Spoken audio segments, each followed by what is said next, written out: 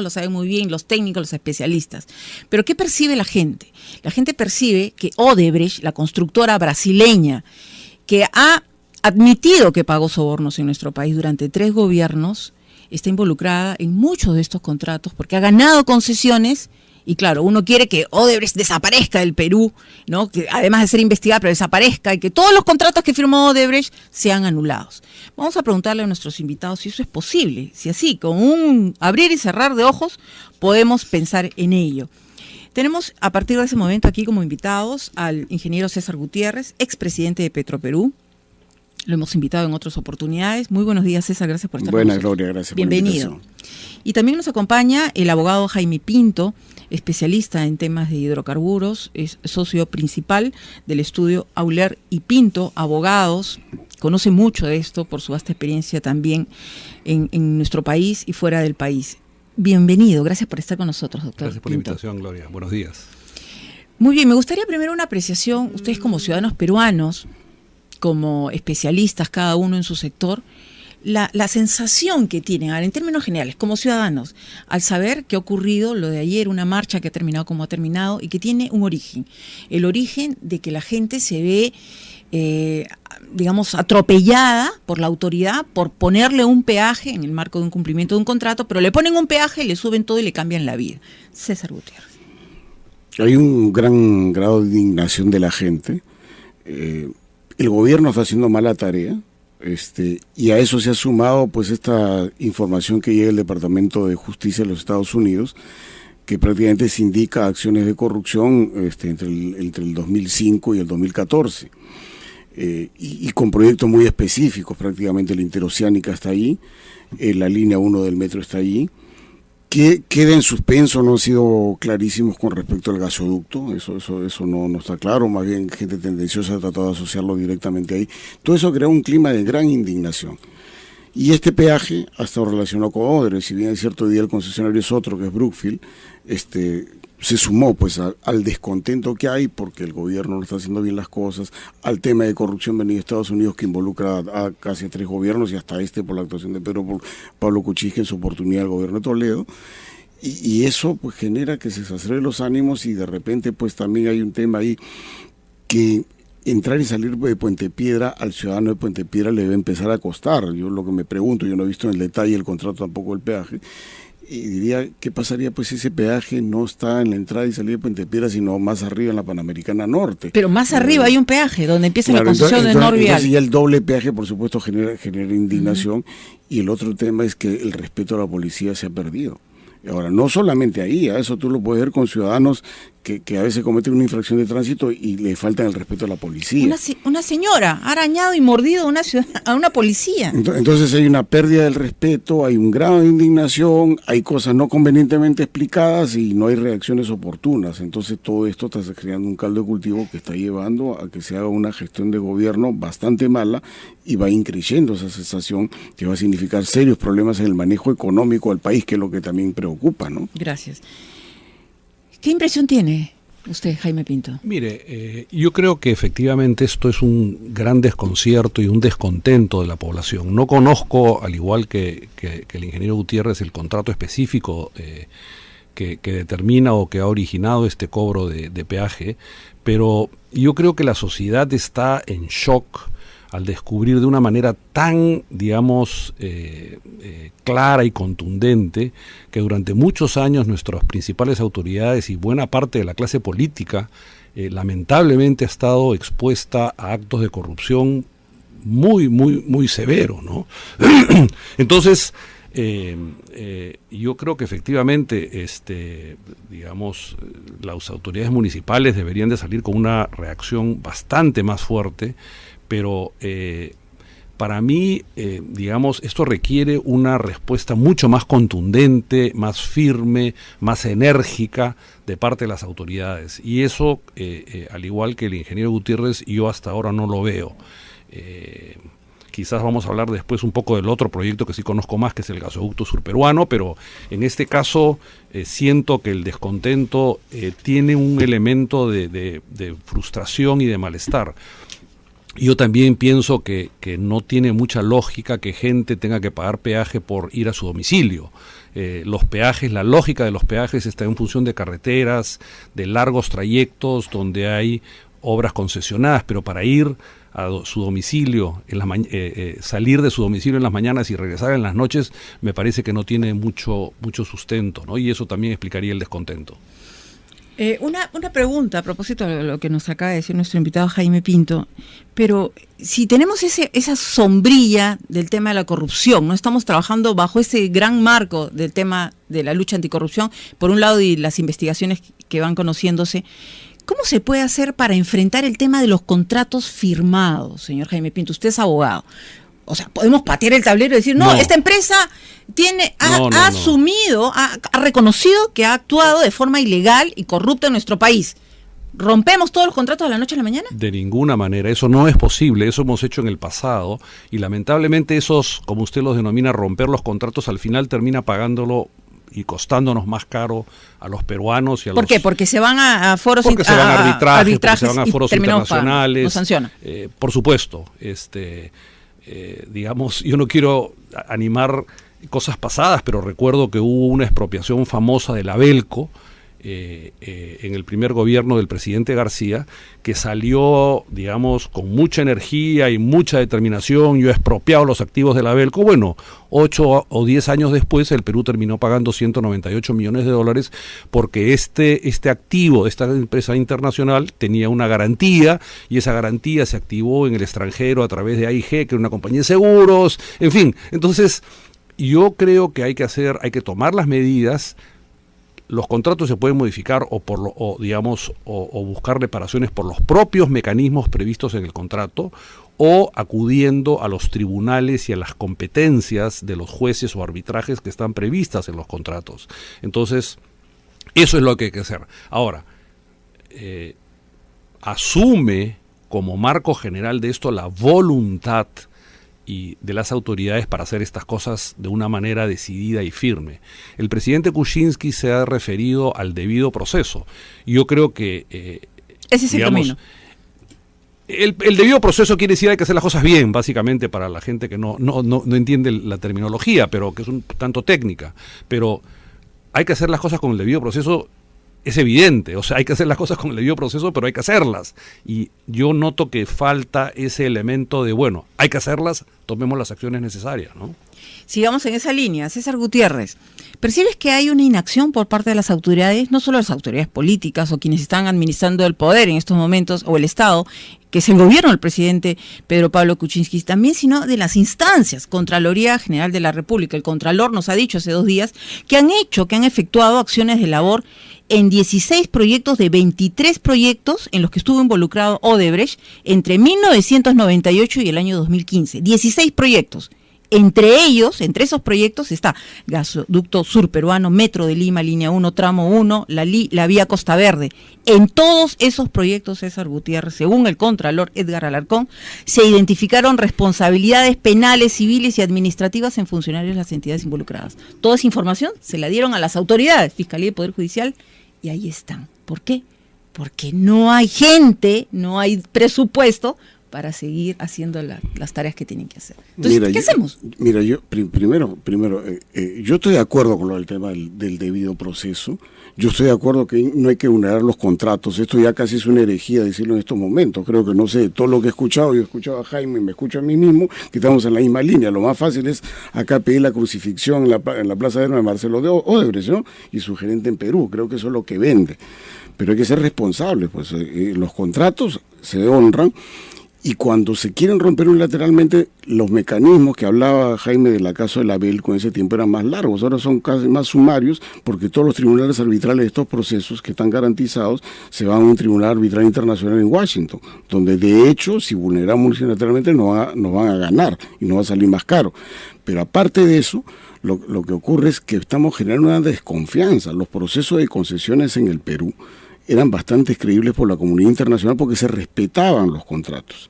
Y si había dirimencia, pues se iba al CIAI y ella se dilucidaba, en lo cual el Estado ha ganado varios procesos. Ha ganado procesos de línea de transmisión eléctrica, el caso de la exportación del gas ha ganado. Pero también, más allá de eso, yo también lo que veo es mucha precipitación por declarar. O sea, mira, el Contralor declara que son tantos millones de dólares. Yo dudo mucho de lo que dice la Contraloría. Y no es que yo con esto estoy exonerando a Odebrecht ni a ningún denunciado. La Contraloría, su rigurosidad técnica es muy baja. Yo lo he vivido en carne propia.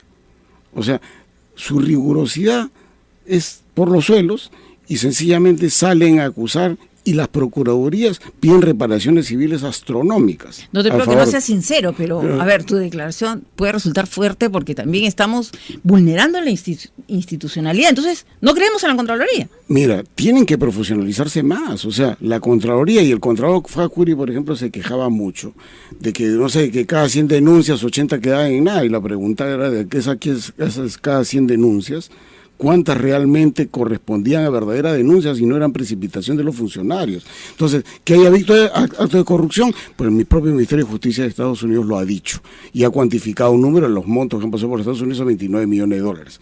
Pero tenemos que ser muy rigurosos en eso. O sea, seguramente el Contralor podrá haber identificado, pero por favor, rigurosidad. Pero no solamente pasa por ahí, Gloria. El ministro de Economía también es una falta actual, utiliza una falta de rigurosidad en su declaración, es una precipitación por declarar de campeonato. A ver, vayamos al tema del gasoducto sur peruano. Y justo ¿Qué cosa ha dicho el gobierno, que ha dicho el ministro, que nos anunció el ministro de Economía, Alfredo Torne? Que este pago que nosotros hacemos, los ciudadanos peruanos, en nuestros recibos de luz, ¿no? Este pago para que sirva como garantía, que tenemos a nuestro invitado Jaime Pinto, que nos lo puede escribir perfectamente. Nosotros hacemos un pago en nuestro recibo mensual de luz. El tema ¿No es así? Desde 1999, esto no se inventó ayer, Correcto. Se inventó en 1999. Pero este pago se hace en virtud de un cumplimiento de un contrato. Por supuesto. ¿Para qué pagamos este cargo? Primero el origen. El origen empieza en el año 1999 con la propuesta de la construcción del gasoducto Camisea-Lima y el poliducto que viene de Camisea-Pisco.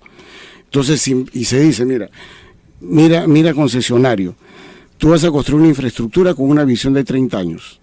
Lo que tenemos identificado como consumo hoy es tanto, por decir 100, pero yo proyectando a 30 años digo que son 400. Y esos eran los números del año 1999. Entonces hay 300 que estoy obligando a construir de sobredimensionamiento, mi visión de Estado, y el concesionario dice, perfecto, yo construyo a 400, participo por eso de competencia, construyo una infraestructura para 400, sé que el inicio pase 100, me estás obligando a 300 adicionales. ¿Quién paga la cuenta? Y entonces la respuesta lógica del Estado estructurada del año 1999 y que fue votada por ley en el Congreso dijo el consumidor, y se lo cargamos en la tarifa eléctrica porque el consumidor se va a beneficiar con una tarifa más baja de gas versus el diésel. Así se creó. Un tema adicional sobre eso, cuando se construye Camisea-Lima, se dice originalmente en el contrato, lo que se recaude desde un inicio no se le pagará al concesionario sino hasta que culminen las obras. Eso fue roto, En el proceso de construcción, en el 2001, debido a que la empresa que construía era Argentina, y Argentina entró en problemas, se le autorizó que se le pagaran de esos montos que se iban a pagar originalmente al final de la construcción durante la etapa constructiva. Hoy día, bajo la misma lógica, se construyó un gasoducto. Es el Estado que dice debe ser de 32 pulgadas. Ese volumen, por supuesto, originalmente está lejos de cumplirse. La pregunta es quién paga la diferencia que me estás obligando a hacerlo. Y entonces, siguiendo la misma lógica, es el consumidor. Entonces, eso es una lógica que ha correspondido a la construcción de infraestructura, no solamente en gasoductos, en línea de transmisión eléctrica, en carreteras, bien, en puertos, en aeropuertos. Entonces, no rompamos eso porque le tenemos miedo que unos salieron a decir que es un cargo oneroso. Y los que salieron a decir, cuando se votó la ley en diciembre, lo aprobaron. El único voto en contra fue de Marta Chávez. Y el resto que no se exonere. Qué bien que lo recuerda César Gutiérrez. Entonces, precisemos bien, fue el 23 de julio del año 2014 que el Estado peruano firmó el contrato de concesión del proyecto Mejoras a la Seguridad Energética del País y Desarrollo del Gasoducto Sur Peruano con la empresa concesionaria Gasoducto Sur Peruano. Y en virtud de ello, ¿qué? Nos obligan a pagar este cargo en los recibos de luz mensualmente. Pero, ¿qué ha dicho el ministro de Economía, señor Jaime Pinto? En realidad, digamos, quizás resumiendo un poco lo que decía César, una nota adicional. Yo creo que digamos, la garantía de red principal que se extendió para el caso del gasoducto que se construyó hacia Lurín, hacia Lima, es completamente distinta a esta, porque en el caso de la primera, como bien ha dicho el ingeniero Gutiérrez, iba a haber una reducción en las tarifas eléctricas porque se iba a utilizar menos el diésel, que es más caro, y se iba a utilizar el gas de camisea. Entonces, esa reducción de la tarifa eléctrica originalmente sirvió para financiar la diferencia con la no utilización total del gasoducto en el caso de Lima. En el caso del gasoducto surperuano, no es lo mismo, porque en realidad no es verdad lo que señala, en el sentido que, digamos, asumamos que son 100. Los primeros años de utilización del ducto voy a usar 20. La diferencia entre 100 y 20 son 80. Esos 80 son los que van a ser cubiertos con el recibo de luz a través de un fideicomiso que se está creando. Entiendo por unas declaraciones de algún congresista ayer que ya se ha acumulado 108 millones de dólares, alrededor de 110, 120 millones de dólares, con lo que ya se nos ha venido descontando. Yo te sugeriría que nuestros oyentes vayan a su recibo de luz y van a ver un rubro que dice CASE, que es algo de concepto de aseguramiento energético. Entonces, ese recibo, si pudieran ver tus oyentes lo que han venido pagando, ese es el fondo que estamos financiando para esta garantía extendida del gasoducto surperuano. Respecto a tu pregunta, el gobierno, yo noto que no está muy claro con respecto de qué puede hacerse. Tú te has referido a la firma de este contrato el 23 de julio del 2014. Lo que dice el contrato es que 30 meses después, el concesionario, es decir, Odebrecht, que tiene el 75%, que tenía el 75%, debe asegurar el financiamiento de esta obra. ¿Eso se cumple él? Eso se cumple el 23 de enero, esos 30 meses. En realidad son 20 y ya han pedido 2 extensiones de plazo. Entonces, si para ese entonces no se logra conseguir el cierre financiero, que es decir, que los bancos aseguren que van a prestar 4.100 y pico millones de dólares, el concedente, que es el Ministerio de Energía y Minas, está facultado, bajo los términos del contrato, porque esa es la parte importante, a dar por terminado el contrato y a ejecutar una carta fianza que está extendida en favor del Ministerio de Energía y Minas por 350 millones de dólares. Eso es lo que está en el contrato. Ahora, el ministro Torne, digamos, está un poco... ¿Se ha adelantado a lanzar esta... No, lo que pasa es que, digamos, anuncio? yo creo que el gobierno está un poco esperanzado en que se puedan transferir el 55% que hoy tiene Odebrecht y que este contrato se mantenga, o sea, sobreviva en el tiempo. Podemos hablar un poco de los aspectos técnicos, pero yo creo que no sería conveniente que este contrato, que surge con tantos cuestionamientos técnicos, digamos, en el mismo proceso, donde al final se presentó un solo postor, una obra sobredimensionada.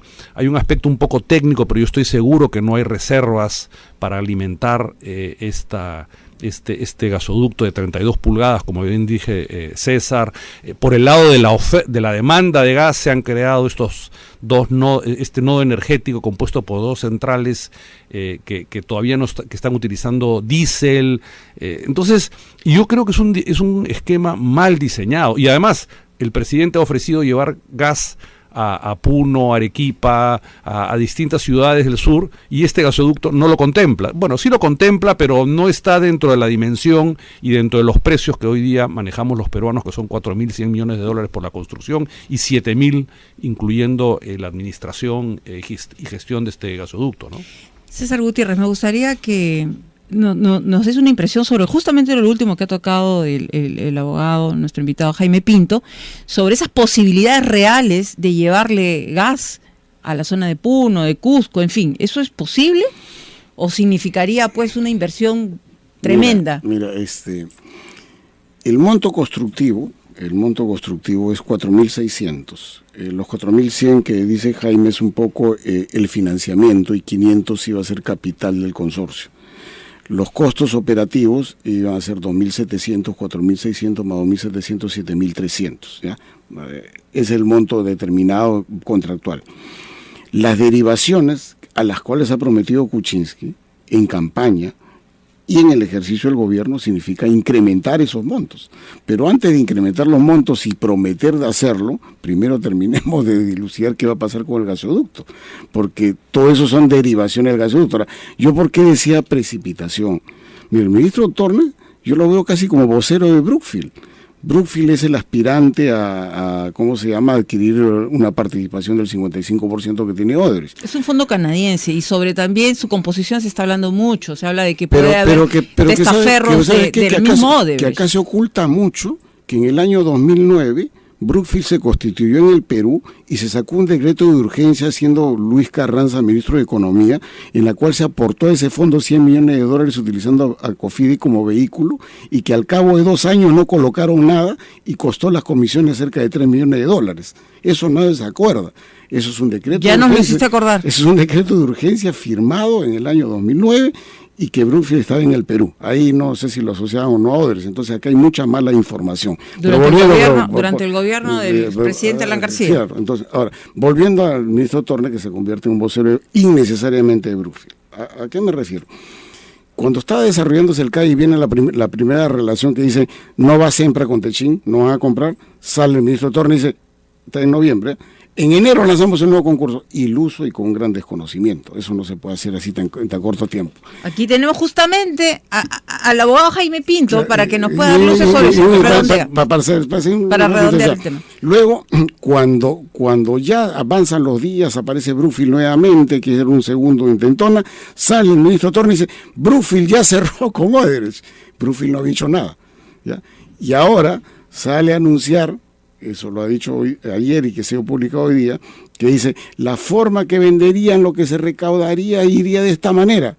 ¿A nombre de quién está hablando? ¿Ah? De los que están negociando. El Estado en este caso tiene un derecho sobre, de exigir la construcción, tiene un derecho a la caducidad del contrato si se dan las condiciones, pero el ministro de Economía se pronuncia a nombre de terceros como si él fuera el titular de los terceros y malinforma, y eso genera más clima de desconfianza y más confusión. Señor Jaime Pinto, este contrato con el gasoducto del sur tiene una cláusula anticorrupción, ¿no es así? Así es. ¿Y se podría apelar esa cláusula de Lo que pasa es que en estos momentos? ¿O eso es puro bla, bla, bla? No es puro bla, bla, bla. Está contenido y esa fue la razón por la cual una compañía muy seria como Sempra decidió no entrar. Entonces no es bla, bla, bla. Lo que pasa es que hoy, viernes 13, felizmente no estamos en Estados Unidos, porque los americanos solamente ni trabajan un viernes 13, digamos, esa cláusula no se ha demostrado que ha habido actos de corrupción, y eso es bien importante. Entonces, yo creo que... Perdone, solo para aclarar, se tiene que demostrar actos de corrupción, por supuesto, a lo largo del contrato. Exactamente. No es importante que la empresa ante la justicia norteamericana haya reconocido que pagó sobornos por 780 millones en 12 países. Porque no está identificado que esos sobornos están vinculados al contrato suscrito el 24 de julio del 2014. No, esto lo digo porque hay congresistas que escucho, hay una cláusula anticorrupción, denuncien el contrato, anúlenlo. Eso es a lo que el presidente Kuczynski se ha referido como debido proceso. El gobierno no puede patear ese contrato porque sabemos. Ahora, que camina como pato, que digamos huele a pato, que tiene pero eso tiene que debe ser pato. Debe ser pato. Eso tiene que formarse y comprobarse en un proceso judicial que tiene que ser llevado y todavía no se ha iniciado, ¿no? Entonces, yo creo que está bien eso. Ahora, yo creo, digamos, yo también coincido con César que las declaraciones del ministro, digamos, lo que yo noto es un ánimo de tratar de que este contrato no se caiga, porque es un contrato muy importante y desde luego puede contribuir a la generación de crecimiento económico. ¿Cómo se podría caer? Bueno, se puede caer hoy por 2 razones. Una casi inmediata y la segunda mediática, digamos en el mediano plazo. Una, porque para el 23 de enero no se logra el cierre financiero. Eso es muy importante y por eso es la palabra que ha usado César, es la desesperación porque se venda la participación de Odebrecht a un tercero que entre a este contrato y los bancos digan, ya no está Odebrecht, entonces presto los 4.100 millones de dólares. Yo veo que los tiempos son muy cortos, entonces el 23 de enero a las 6 de la tarde se regresa el tema al gobierno y el gobierno dice, bueno, ¿qué hago? Tiene 2 opciones en mi opinión. O le da una extensión del plazo que sería políticamente muy complicado en mi opinión. El gobierno va a decidir qué va a hacer a las 6 de la tarde del 23, o aplica una cláusula que está prevista en el contrato, como he dicho hace unos minutos, en el sentido que si no se logra el cierre financiero, se termina el contrato. El ministro Turner creo que ha dicho ayer caducidad. Me parece que el término que emplea el contrato es la terminación. El contrato termina por una causal prevista, un artículo previsto en el propio contrato. Y se queda paralizada la obra, ¿no? Bueno, la obra no está operativa, hay unos hitos muy importantes, que es el inicio de las operaciones, que todavía faltaban como 15, 18 meses. Hay un montón de tubos, hay obras preliminares que se han venido haciendo, y habrá que ver qué cosa pasa en la medida que termine este contrato. Hay un poco de discusión sobre si el Perú tiene que resarcir por esos tubos que ha importado. Hay otros que establecen criterios que no, porque esto fue producto de cuando se determine de corrupción, entonces ya esos derechos que tendría el concesionario no son así de rigurosos, hay un arbitraje. O sea, esto, que la opinión pública lo tenga claro, es un tema muy complejo que no se va a resolver en los próximos 6-8 meses. Ahora, respecto de qué hacer si se termina, desde luego no se va a volver a licitar eso en los próximos 30 días, pero yo creo que tenemos la oportunidad los peruanos de hacer una cosa bien y que nos permita cumplir con el ofrecimiento que ha hecho el presidente Kuczynski de llevar gas, quizás no necesariamente construyendo una obra de un gasoducto de 1000 kilómetros y de 32 pulgadas, de repente por otros mecanismos que pueda llegar más rápido a las regiones y a las ciudades que ha descrito el presidente Kuczynski. Pero para eso se necesita voluntad clara para hacerlo, ¿no? César Gutiérrez, ¿alguna opinión con respecto a lo que nos acaba de decir Jaime Pinto? De acuerdo, o sea, además de voluntad se necesita gente especialista. No, y también con vocación de servicio, que no tenga otro interés que servir al país. Coima, nada más. Mira, que no hay que actuar con tanto temor. Yo veo un temor escénico de parte de los funcionarios del Estado, porque tienen mucha mala información. Este tema del gasoducto, y lo hablo con propiedad porque yo fui uno de los iniciadores de esto en el año 2007. Cuando yo le escuché una entrevista de con Jaime Altaos, y él decía pues que se había planteado un gasoducto por la costa. Yo fui el promotor de eso, como presidente de Petroperú, conjuntamente con Suez, que fue uno de los consorcios perdedores en este gasoducto. Entonces, acá hay mucha información de detalle para poder pronunciarse cómo se resuelve, no se resuelve. Pero mala información que recibe el gobierno. O sea, porque no han hurgado al detalle. A mí me preocupa pues el desconocimiento que está mostrando el ministro de Energía, que es que debería darle el input al ministro de Economía y Finanzas, al presidente de la República. Entonces, resolver el contrato no es que así porque la prensa dice o porque el Contralor dijo que no es un acto de corrupción, no, así no se resuelve el contrato. Aquí demostrarse el tema de corrupción tiene que demostrarse judicialmente. Y un proceso judicial como esto, con tantos elementos técnicos, si quieres que te dé un pronóstico de tiempo, porque algo conozco del tema, porque lo vivo, no menos de 8 o 9 años. Eso es lo que demora. Eso es lo que demora. Estoy hablando de casos menos complejos que esto. En el interín, lo que se tiene es que el 23 de enero se termine el plazo del cierre financiero. El gobierno, y yo creo que hace bien en el sentido de tratar de salvar el proyecto, pero una situación pública muy adversa, no sé si va a tener la vocación de prorrogar el plazo del cierre financiero, lo cual le van a hacer un bullying enorme. Yo no sé si podrá hacerlo, pero lo más probable es que el 23 de enero se acabe el contrato. El término del contrato implica un tema que lleva a entrar a discusión. Hay que devolver dinero. ¿Por qué? Porque la infraestructura desplegada, hay una información oficial sobre el avance que corresponde a Osinarmin, que está en su portal y que es un cierre de lo que se venía haciendo hasta noviembre del año pasado. Reporta un avance del 37%, reporta colocación de tubos en obra, reporta en ingeniería al 100% y reporta estudio de impacto ambiental aprobado. Eso hay que valorizarlo. Y hay otro hecho objetivo. Graña Montero, para tratar de detener la caída de su acción en la bolsa, en diciembre pasado reportó como hecho importancia a la Superintendencia del Mercado de Valores, es decir, si esto se cae, me tendrán que devolver $1.200 millones, digamos, al consorcio, porque es lo que hemos ejecutado. La cifra estará en discusión y terminó en arbitraje internacional probablemente, pero lo que quiero recordar con esto es que no es que ya mañana se acabó el contrato y los voy a crucificar, los voy a meter presos, no. Primero hay que ponerse de acuerdo con las cifras que hay que devolver, hay que discutir sobre la fianza que hay que ejecutar Y es un proceso complicado, técnico, que tiene que hacerse con objetividad y que tiene que abordarse con valentía. Hoy día veo mucha declaración ligera de congresistas en los medios de comunicación y casi nadie prácticamente está diciendo lo que estamos hablando en este momento, que vamos a ser seguramente muy impopulares, pero es la realidad y eso es lo que se va a tocar en la vida cotidiana. Algo adicional, Jaime. Yo quería comentar dos cosas brevemente, un poco en la línea con lo que dice César. Graña y Montero en realidad no participa en la adjudicación. Ellos compran el 20% y ayer he leído unas declaraciones del gerente general del señor Mario Alvarado en el sentido que eso es a pedido de los bancos porque ya había un poco de ruido en Brasil sobre Odebrecht. Entonces, hace 3 años que está en marcha el operativo anticorrupción Lavallato y por eso, digamos, creo que es importante señalar que como señalaba ayer la revista, se ha desmarcado un poco Graña y Montero, que me parece con buen criterio, porque ellos han comprado de buena fe este 20% y se han metido pues en un lío tremendo por la asociación con Odebrecht. Y la otra cosa muy brevemente, porque me parece que estamos por terminar, el contrato en su cláusula 6.7 dice, simplemente para tener las cosas rigurosamente claras, en caso el concesionario no acredite el cierre financiero al término de los plazos establecidos, como dije son 30 meses, el concedente queda facultado a declarar la terminación de la concesión. No era la caducidad, es la terminación de la concesión por causa imputable al concesionario, y facultado de ejecutar la garantía de fiel cumplimiento por el monto equivalente al 100% de la misma. Esto es lo más importante para los abogados y espero que para para los oyentes, en calidad de compensación por daños y perjuicios.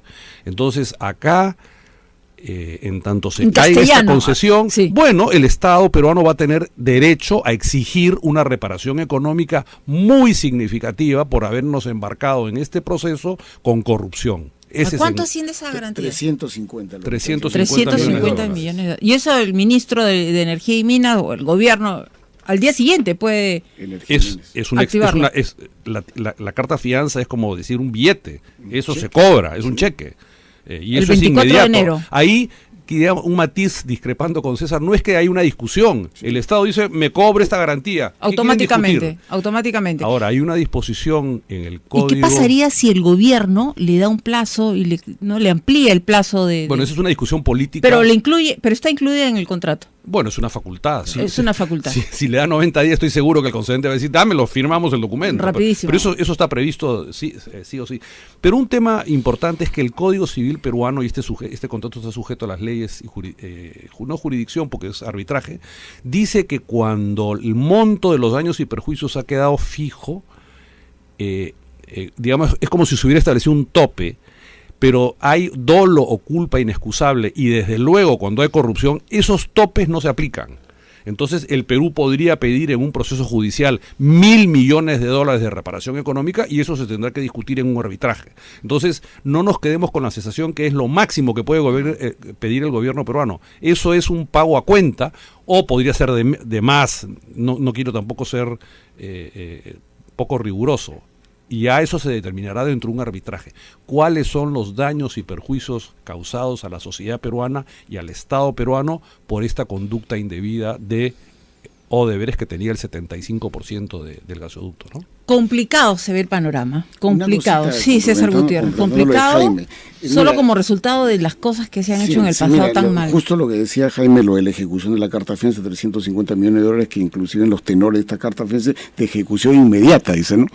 Solidaria, de ejecución inmediata, y hay una terminología. Sí. Entonces, ¿qué ocurre? Que ya empezaron a deslizarse en los medios económicos opiniones jurídicas diciendo, pero te la descuentas de aquello que yo he ejecutado y que me tienes que devolver. Y ha empezado ya una disquisición acá de naturaleza jurídica que seguramente la plantearé en su momento, que mi impresión es que no tiene asidero, no soy abogado. ¿Tiene asidero? Tenemos a Jaime Pito, ¿tendría asidero eso? No, respecto a la carta fianza de ninguna manera. Lo que pasa es, perdona la interrupción, César, así como nosotros venimos acá y abiertamente, transparentemente discutimos y queremos dar aportes a la decisión que va a tomar el gobierno, yo creo que del otro lado de la cortina, menos transparente, menos dispuesta a hablar y a dar sus opiniones, hay toda una estrategia. Eso es lo que creo que también mortifica a la opinión pública, retomando el tema inicial de nuestra conversación. Sabemos que del otro lado se levantan decibeles, se sacan congresistas, dicen esto. Todo esto es una estrategia muy articulada del otro lado de la cortina. Yo quisiera que quede claro eso. O sea, nosotros estamos con César tratando de aportar elementos de juicio sobre la base de los contratos, de la transparencia, de qué creemos que puede hacer el Estado peruano, pero del otro lado hay mucho ¿a qué se refiere el otro lado? El otro lado. Digamos, los peruanos que han sido corrompidos, las compañías que están preocupadas porque saben de su asociación con Odebrecht. Entonces, hay pues toda una estrategia que tiene a pensar también largas horas y muchas reuniones entre ellos que están ahí para tapar todo, urdiendo una estrategia. Exactamente. Y tengo que defender mi patrimonio, pues también es la lógica y que puede ser completamente legítima. La voy a luchar, voy a caer luchando. Y eso, más eso tarde o más temprano. Ese es un tema complicado, pero como te digo, acá los contratos no se resuelven ni se hacen las cosas así por así porque lo dijo en Twitter alguien, ¿no? O porque un congresista lo dijo, porque el periódico lo dijo. Eso tiene sus procedimientos y hay que respetarlos. Una de las pocas cosas lúcidas que ha hecho el último Pablo Kuczynski, pero Pablo Kuczynski ha sido justamente este tema del debido proceso, que inclusive ha sido muy criticado. Y yo en eso sí estoy de acuerdo. Hay que respetar eso, porque eso significa sencillamente no respetarlo, traer más desconfianza, y necesitamos inversión. Efectivamente, necesitamos inversiones, pero necesitamos que estas se realicen respetando las normas, ¿no? No con gente que quiera llevarse plata a los bolsillos como ha sucedido durante mucho tiempo. Muchísimas gracias a nuestros invitados, César Gutiérrez, expresidente de Petroperú, al abogado Jaime Pinto, socio principal del estudio Auler Pinto Abogados. Gracias por ser la primera vez de visitarnos.